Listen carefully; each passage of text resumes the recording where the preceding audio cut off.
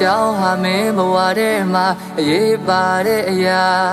ဖြစ်ပါမလားအမေနိုင်ခြင်းတွေအစရှိလို့သာအပတ်တမဲဖြစ်ပေါ်သွားတဲ့မေတ္တာတရားအနည်းဆက်ချင်းနဲ့ဝေးကွာခြင်းမှာအချစ်ကိုတတ်သိပြစရာမရှိတဲ့အခါတခဏတာတွေ့တဘဝစာမမေ့ပါအချစ်လို့ပြောရင်အဟုတ်ဒီမင်းယုံမလား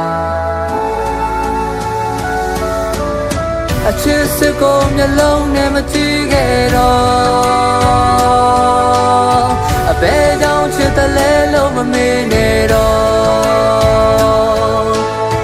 မိသတဲ့တွေအရင်လုံးမကြမိတော့အငွေအသက်တွေအလွမ်းဖြေခံယူရင်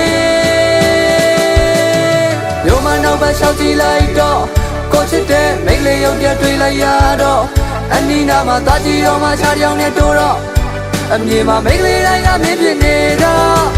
တပေါင်းကရောက်လို့ပြောက်ပွဲသွားတော့အတူရောက်ဘူးတဲ့ပွဲဒီကကြီးရုပ်ပြတွေ့လိုက်တော့စိတ်ကူးထဲမှာတွေ့ပြီးတော့ဆွဆွေးမိရင်ပေါ့လက်ဘေးနားမှာမင်းရှိမှလည်းတီးလိုက်ရတော့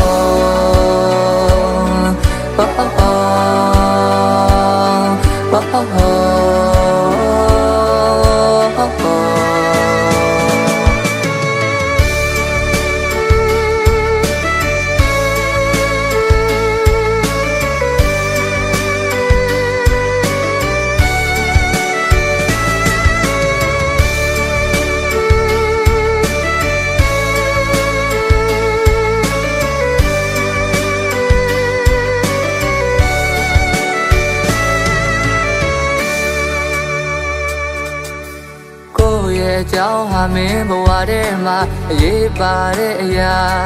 ဖြစ်ပါမလားအမေနိုင်ခြင်းတွေအစရှိလို့သာအပတ်တမဲဖြစ်ပေါ်သွားတဲ့မေတ္တာတရားအနည်းဆက်ချင်းနဲ့ဝေးကွာခြင်းမှာအချစ်ကိုတတ်သိပြစရာမရှိတဲ့အခါတခဏတာတွေ့တဘဝစာမမေ့ပါအချစ်လို့ပြောရင်အဟုတ်ဒီမင်းယုံမလားအချစ်စစ်ကိုမျက်လုံးနဲ့မကြည့်ခဲ့တော့အဘယ်ကြောင့်ချစ်တယ်လဲလို့မမေ့နဲ့တော့မိသတဲ့တွေအရင်လို့မကြမိတော့အငွေအသက်တွေအလွမ်းဖြေခံယူရင်မြို့မနောက်ဘက်လျှောက်ကြည့်လိုက်တော့ကိုချစ်တဲ့မိတ်လေးရုပ်ပြတွေ့လိုက်ရတော့အနီးနားမှာသွားကြည့်တော့မှခြားကြောင်နဲ့တိုးတော့အမြင်မှာမိတ်လေးတိုင်းကမင်းဖြစ်နေတော့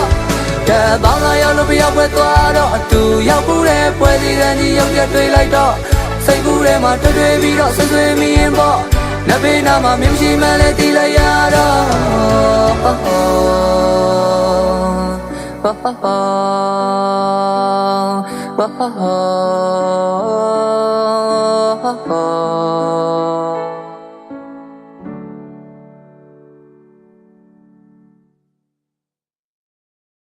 မြို့မနောက်ဘက်လျှောက်ကြည့်လိုက်တော့ကိုချစ်တဲ့မိတ်လေးရုပ်ပြတွေ့လိုက်ရတော့အနီးနားမှာသွားကြည့်တော့မှခြားကြောင်နဲ့တိုးတော့အမြင်မှာမိတ်လေးတိုင်းကမင်းဖြစ်နေတော့တပေါင်းကရောက်လို့ပြောက်ပွဲသွားတော့အတူရောက်ဘူးတဲ့ပွဲဒီကကြီးရုပ်ပြတွေ့လိုက်တော့